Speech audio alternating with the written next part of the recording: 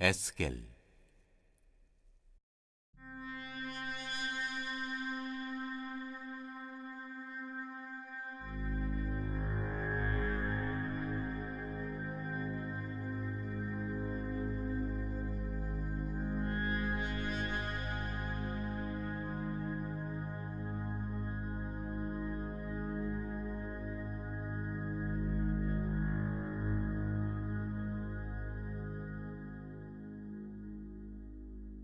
성경 저자들 가운데 에스겔은 재난을 만난 이들의 스승입니다. 닥쳐온 재난, 곧 주전 6세기 바벨론의 침공 앞에서 이스라엘은 그 재난을 인정하지 않고 거부했습니다. 또한 그들은 절망에 빠져 당장 눈앞에 보이는 것 말고는 아무것도 보려 하지 않았습니다. 지금 우리와 얼마나 유사합니까? 그러나 에스겔은 보았습니다. 백성들이 보지 못했던 것을, 혹은 그들이 보지 않으려고 했던 것을 에스겔은 보았습니다. 그는 그 재난 가운데 일하고 계신 하나님을 보았고, 무시무시한 생물들, 먹을 수 있는 책, 되살아난 뼈들을 보았습니다. 그리고 에스겔은 보여주었습니다. 그 재앙이 실제로 닥쳤다는 것을. 하지만 하나님께서 그 재앙 속에서 일하고 계시며 그 재난을 주권적으로 사용하고 계신다는 것을 보여주었습니다. 그리고 에스겔은 우리를 초청합니다. 그 어떤 상황에서도 우리가 하나님을 붙들 수 있는 그 현장으로 말입니다.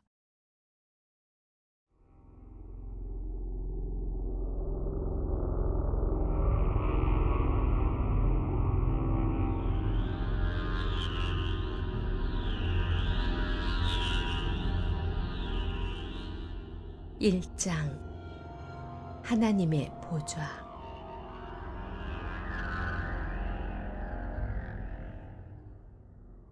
내 나이 30살이던 해, 나는 포로로 잡혀온 사람들과 함께 그발 강가에서 살고 있었다. 그해 넷째 달 5일에 하늘이 열리고 내게 하나님의 환상이 보였다.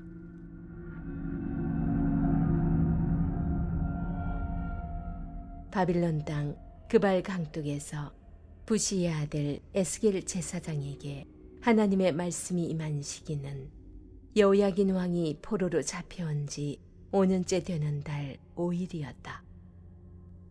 그날 하나님의 손이 그에게 임했다. 내가 보니 북쪽에서 거대한 모래 폭풍이 불어오는데 번갯불이 번쩍이는 거대한 구름이 있었다. 그 구름은 청동빛으로 빛나는 거대한 불의 덩어리였다.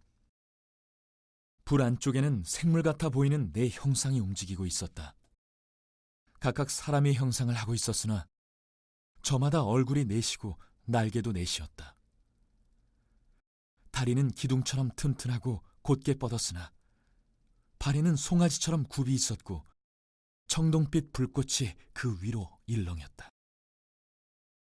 사면의 날개 밑으로는 사람 손이 있었다. 네 생물 모두 얼굴과 날개가 있었고 날개들이 서로 맞닿아 있었다. 그들은 어느 쪽으로도 몸을 돌리지 않은 채 곧장 앞으로 나아갔다.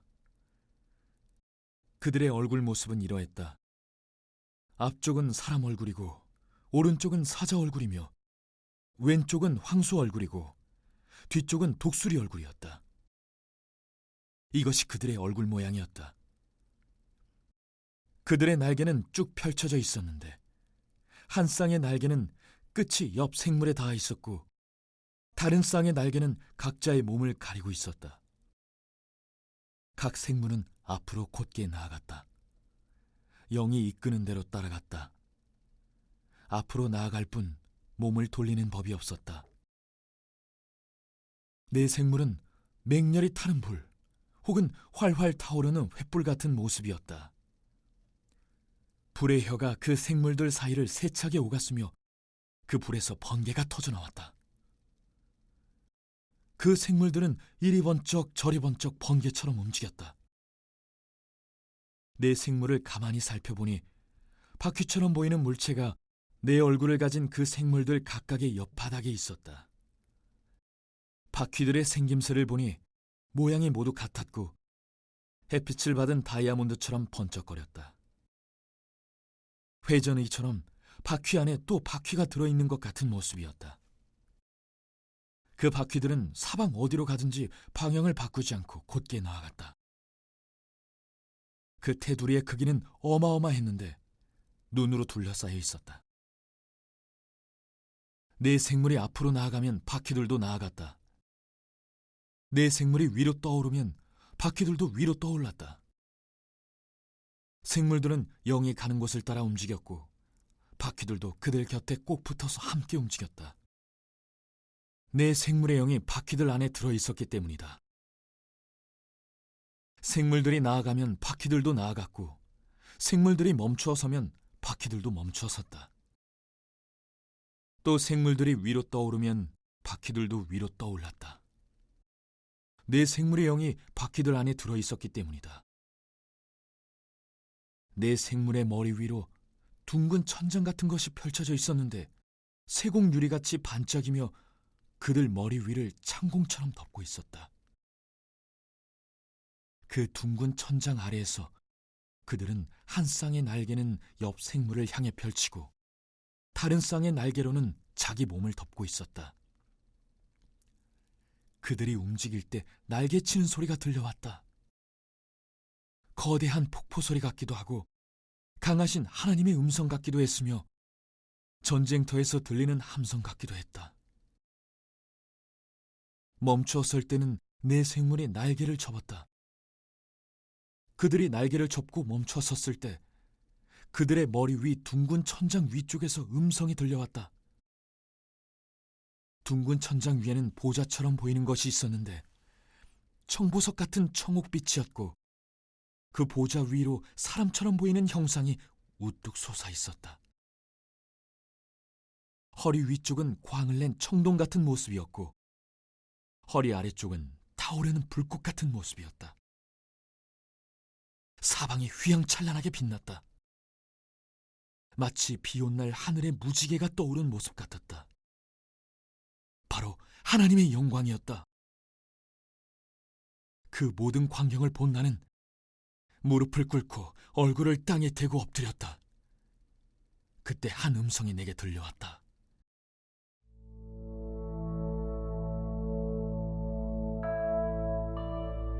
에스겔 1장 1절로 3절입니다. 에스겔이 예언자로 부름을 받은 때와 장소, 그의 집안이 소개됩니다. 때는 이중적으로 제시됩니다. 에스겔은 30째 해 넷째 달 초 닷새, 곧 여호야긴 왕이 사로잡힌 지 5년 그 달 초 닷새에 예언자로 부름받는 환상을 경험합니다. 30째 해가 그의 나이를 가리킨다면 에스겔은 제사장 직분을 공적으로 수행할 수 있는 나이에 예언자로 부름을 받은 것입니다. 민수기 4장 참조하세요. 유다 왕 여호야긴은 주전 597년에 첫 번째 바벨론 유배 때 사로잡혀 끌려갔기에 여호야긴 왕이 사로잡힌 지 5년은 주전 593년이 됩니다. 특이하게도 유다의 마지막 왕 시드기야의 통치 연대를 사용하지 않고 바벨론 왕 느부갓네살이 바벨론으로 잡아간 여호야긴의 유배를 기점으로 삼아 연대를 언급합니다. 여기에 에스겔서가 대변하는 바벨론 유배민들의 정치적 입장이 반영되어 있습니다. 이들의 눈에 바벨론 왕 느부갓네살에 의해 왕위에 처진 시드기야는 다윗 왕권에 적법한 계승자가 아니었습니다. 함께 유배당한 여호야긴이 여전히 유다의 왕이었죠. 다른 한편 시드기야 왕권의 간접적 부정은 유배민들을 하나님 백성의 불의에서 잘린 자들로 주장하는 예루살렘의 남은 자들에 대한 비판이기도 합니다. 본서 11장 33장 참조하세요. 다윗 왕권이 여호야긴을 통해 이어진다면 하나님 백성의 정통성은 유배민들에 의해 계승됩니다. 예루살렘의 남은 자들이 아니라 바벨론에 유배당한 자들이 하나님 백성의 남은 자들이 됩니다. 예루살렘과 유다의 정치적 멸망으로 하나님 백성의 역사가 끝나지 않게 되는 것이죠. 에스겔이 환상을 경험한 장소는 그발강가였습니다. 에스겔서에서 그발강은 언제나 에스겔의 소명 사건과 관련하여 언급됩니다.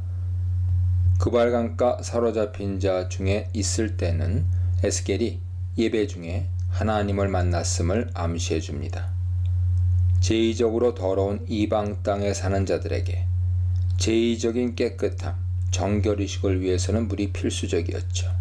후대 디아스포라 유대 전통이 보여주듯이 바벨론 유배민들은 몸을 깨끗이 씻을 수 있는 강가에서 제의적 모임을 가졌던 것 같습니다. 예루살렘 성전의 신학적 전통에 따르면 여호와는 성전에 거하시거나 현현하시는 하나님으로 성전에서 제사를 통해 만날 수 있었습니다. 물론 성전에 거하시는 여호와는 하늘에도 보좌를 갖고 계시지만 하늘 보좌는 예루살렘 제2에서 거의 의미가 없었습니다. 제의적 정결이 성전 예배의 전제 조건이기에 가나안을 벗어나 바벨론과 같은 이방 땅에서는 여호와께 나아갈 수 없었습니다. 예루살렘 성전에서 완전히 벗어난 전통적인 방식으로는 만날 수도 섬길 수도 없는 자들에게 하나님께서 전혀 예기치 않은 방식으로 모습을 드러내십니다. 여호와께서 하늘로부터 바벨론의 그발 강가에 있는 에스겔을 찾아오십니다.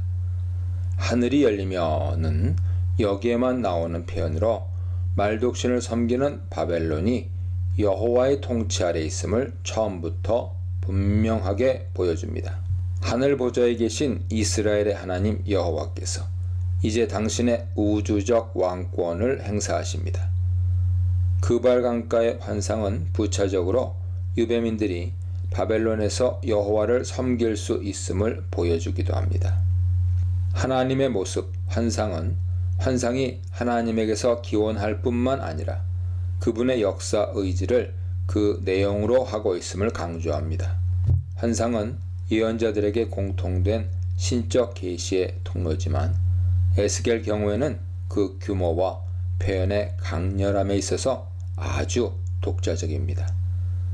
에스겔서에서 빈번하게 사용되는 하나님의 손, 권능이 임하였다 하는 것도 예언 전통에 속한 표현으로 예언자가 여호와의 능력에 완전히 사로잡혔음을 보여줍니다. 열왕기상 18장, 열왕기하 3장, 이사야 8장, 예레미야 15장 참조하세요. 4절입니다. 폭풍과 큰 구름 가운데 오시는 하나님의 표상은 이스라엘의 전통적인 신현 묘사에 속합니다. 하나님께서 역사에 개입하셔서 당신 모습을 드러내실 때 산과 땅이 흔들리고 폭풍우나 구름과 불이 함께합니다. 출애굽기 19장, 20장, 사사기 5장, 욥기 38장, 시편 50편, 104편, 144편 참조하세요. 1절에서 하늘이 열리고 계시된 환상임에도 방향이 별도로 북쪽에서부터로 언급되죠. 지리적 방향보다는 신현의 신학적 의미를 내포한 표현 같습니다. 신현 사건은 주로 이스라엘 백성을 구원하고 민족들을 심판하는 문맥에 등장하는데 그발 강가에서 에스겔이 경험한 신현 사건은 이스라엘의 심판과 관련됐음을 시사해 줍니다. 이스라엘이 역사적으로 경험한 적, 아람, 아수르, 바벨론이죠. 그 적은 예외 없이 북쪽에서 침략해 오기에 북쪽은 자주 심판의 방향으로 사용됩니다. 5절로 14절입니다. 하늘 보좌에 앉으신 여호와의 영광을 본 에스겔은 시선을 아래에서 위로 옮겨가며 네 생물과 그들 곁에 바퀴들과 네 생물 위에 궁창과 궁창 위에 보좌에 앉으신 여호와의 영광을 차례로 묘사합니다. 사람의 형상을 한 네 생물은 저마다 네 얼굴과 네 날개를 갖고 있었고 곧은 다리와 송아지 발바닥 같은 발바닥은 광낸 구리같이 빛났고 저들의 날개 밑에는 사방으로 사람의 손이 보였습니다. 네 얼굴의 모양이 각기 다른데 앞은 사람의 얼굴, 뒤는 독수리의 얼굴, 오른편은 사자의 얼굴, 왼편은 소의 얼굴이었습니다. 네 생물은 나아갈 때 몸을 돌이키지 않고 저마다 곧장 앞으로 영이 가려는 쪽으로 갔습니다. 그 생물들 가운데에는 그 생물들의 모양이라고 되어 있죠. 불타는 숯불 같은 모습과 왔다 갔다 하는 횃불 같은 모습이 있어 광채를 낼 뿐만 아니라 그 불에서 번개가 나왔습니다. 생물들은 번개가 치는 모습처럼 나갔다 들어갔다 했습니다. 현대인에게는 아마도 기괴하게 보일 네 얼굴의 생물은 고대 근동에서 벽화나 장식품들을 통해 잘 알려진, 적어도 바벨론에 유배당한 에스겔의 청자와 독자에게는 그렇게 낯설지 않은 형상이었습니다.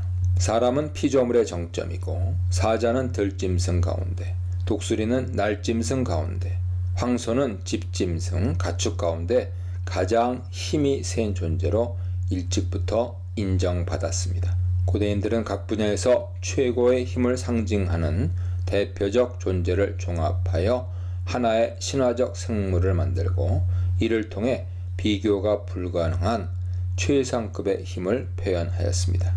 물론 네 생물의 묘사는 그 자체의 목적이 있지 않습니다. 피조물에 대한 여호와의 절대적 우위를 통해 직접 기술할 수 없는 여호와의 무한 능력과 위엄을 보여줍니다. 고대 근동에서 네 날개는 원래 사방의 우주적 바람을 가리켰고, 둘 또는 네 날개를 가진 생물은 신적 존재로 하늘을 떠받들거나 운반하는 신들이었습니다. 에스겔의 환상에서 네 날개의 생물은 신적 지위를 상실합니다. 이들은 단지 여호와의 보좌가 놓여있는 궁창을 떠받들고 있는 존재로 여호와의 영에 따라 움직입니다. 날개의 기능에도 변화가 주어집니다. 진행하는데 두 날개만 사용하고 다른 두 날개로는 자신의 몸을 가립니다.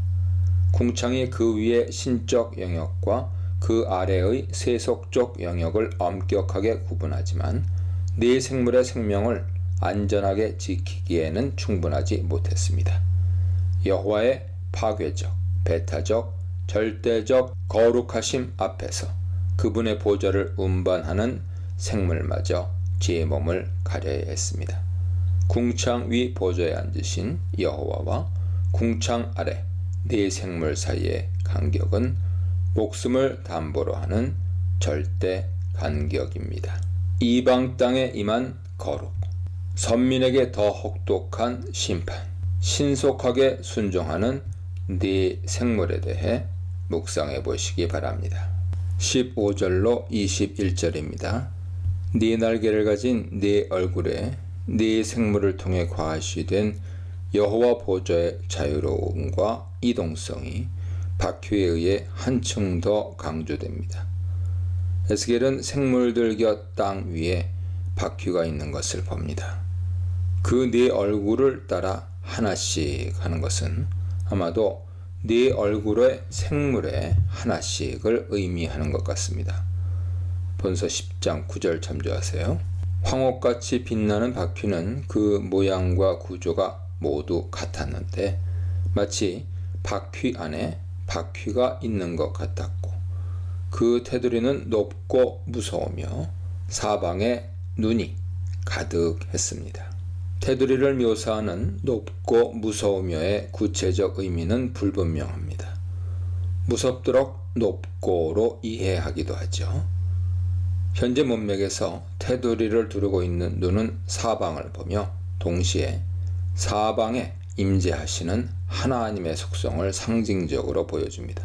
바벨론의 그발 강가에서 에스겔에게 나타나신 여호와는 세상 모든 것을 살펴보시고 당신 결정에 따라 자유롭게 개입하시는 분입니다. 그분의 눈을 피해 숨을 곳은 세상 어디에도 없습니다. 네 바퀴의 테두리에 가득한 눈은 네 생물의 네 얼굴과 같은 역할을 담당합니다.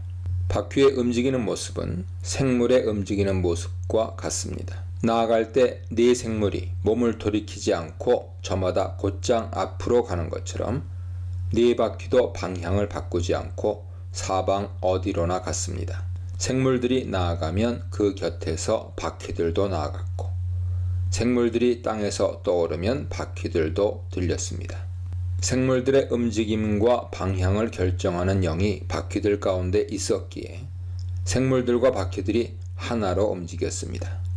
눈이 가득한 테두리의 바퀴와 네 얼굴과 네 날개의 생물은 기능상 상호 보충적입니다. 여호와의 전지적 능력과 자유로운 활동성이 후자에서는 정적으로, 전자에서는 역동적으로 표현됩니다. 환상의 구조에서 바퀴는 생물과 구별되죠.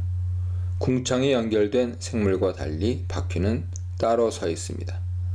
생물은 보좌가 놓인 궁창을 떠받들고 있지만 바퀴는 궁창과 연결되지 않습니다. 에스겔의 묘사에 따르면 바퀴는 생물에 연결되지도 보좌에 속하지도 않습니다. 생물과 함께 움직이지만 독자적이죠. 네 바퀴의 표상이 전승사적으로 어디에서 기원하는지는 아직 분명하지 않습니다. 에스겔 1장과 10장의 묘사는 수레를 전제하지 않습니다. 그렇다고 바퀴 달린 보좌를 염두에 둔 것 같지도 않습니다. 바퀴 달린 보좌는 아직 고대 근동 어디에서도 찾아볼 수 없습니다. 22절로 25절입니다. 에스겔의 시선이 생물과 바퀴에서 생물의 머리 위에 있는 궁창, 하늘의 판으로 옮겨집니다. 생물과 바퀴의 경우와 달리 궁창의 모습에 관해서는 간략하게 수정 같은 궁창의 형상으로 묘사합니다. 보기에 두려움을 불러일으키는 궁창이 네 생물의 머리 위에 펼쳐져 있습니다. 수정, 얼음처럼 차갑게 반짝이는 궁창의 모습을 보고 두려움을 느꼈던 에스겔은 궁창 위를 계속 바라보지 못하고 시선을 다시 궁창 아래로 돌려 생물들에게로 향합니다. 머리로 궁창을 떠받친 생물들이 두 날개로 몸을 가리고 다른 두 날개는 서로 맞닿게 펴서 움직였습니다. 이들이 나아갈 때 내는 소리는 큰 물이 밀려오는 소리, 군중이나 진영의 함성, 전능자의 음성, 천둥 소리와 같았습니다. 펼쳐진 두 날개가 내는 엄청난 소리는 하늘 보좌에 앉으신 분의 절대적 힘을 간접적으로 보여줍니다. 에스겔이 생물의 날개에 주목하고 있을 때 궁창 위에서부터 나는 음성이 그의 시선을 다시 궁창으로 향하게 합니다. 궁창 위의 음성이 에스겔을 피조 세계의 경계, 궁창을 넘어 창조주의 거룩한 영역으로 이끌어드립니다. 26절로 28절입니다. 에스겔의 시선이 궁창 위에 보좌에 앉으신 분을 향합니다.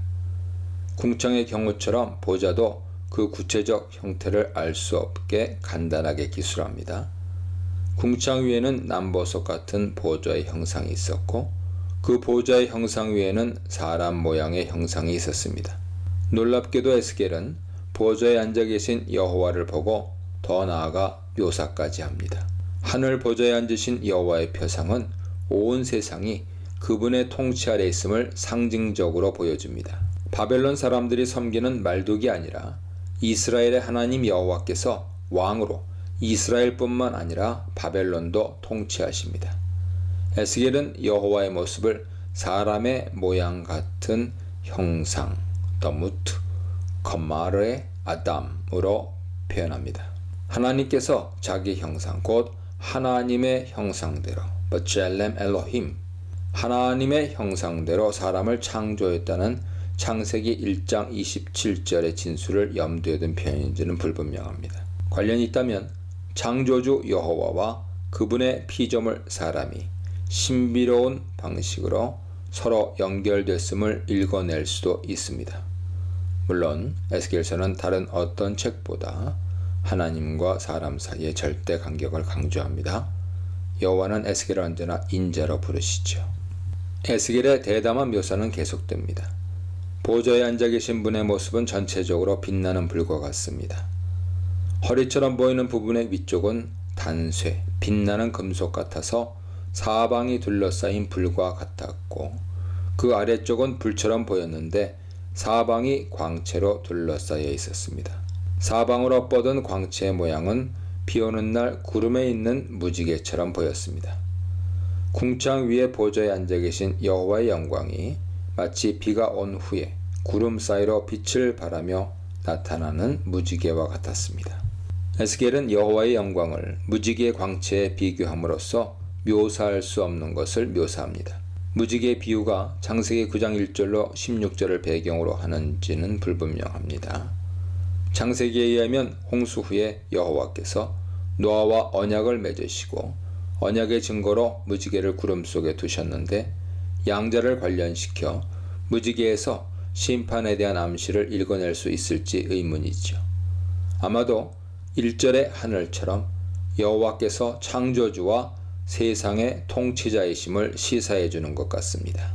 여호와의 영광은 역사와 자연과 제2 안에 계시되는 여호와의 인격적 현존을 가리킵니다. 원래 무겁다를 의미하는 동사 카베드에서 나온 영광은 외부에서 주어지는 것이 아니라 자체의 본질로부터 나오는 것이죠. 여호와의 영광은 여호와의 속성에 속한 것이기에 그분께 영광을 돌림은 그분의 위대하심과 권능의 인정을, 그분 앞에 엎드려 머리 숙임을 의미합니다. 에스겔에 의하면 여호와의 영광은 한편으로는 세상의 경계 저편에 실제하는 신비이고 다른 한편으로는 세상 안에 들어와 활동하시는 그분의 능력입니다. 에스겔은 압도적인 하나님의 환상을 보고 그 자리에 쓰러집니다. 2장 2절에 따르면 에스겔이 여호와의 영의 도움을 받아 일어서죠. 3장 15절도 참조하세요. 전체적으로 에스겔의 환상은 다양한 비유, 수정, 남보석, 단쇠, 불, 무지개 같은 것들과 뭐뭐처럼, 모양, 형상과 같은 표현을 사용하여 궁창, 수정 같은 궁창 형상이죠. 보좌, 보좌의 형상, 그리고 보좌에 앉아 계신 분, 사람의 모양 같은 형상, 그분의 영광, 여호와의 영광의 형상과 모양을 간접적으로 표현함으로써 사실적 묘사가 가질 수 있는 위험을 피하면서 신비적 분위기를 창출합니다. 이를 통해 독자들이 환상의 구체적 모습에 관해 사변하지 않도록 조심스럽게 경고합니다. 독자는 환상의 구체적 모습보다는 그 의미에 집중해야 합니다. 역사의 주관자의 권능, 주권, 계시에 대해 묵상해 보시기 바랍니다.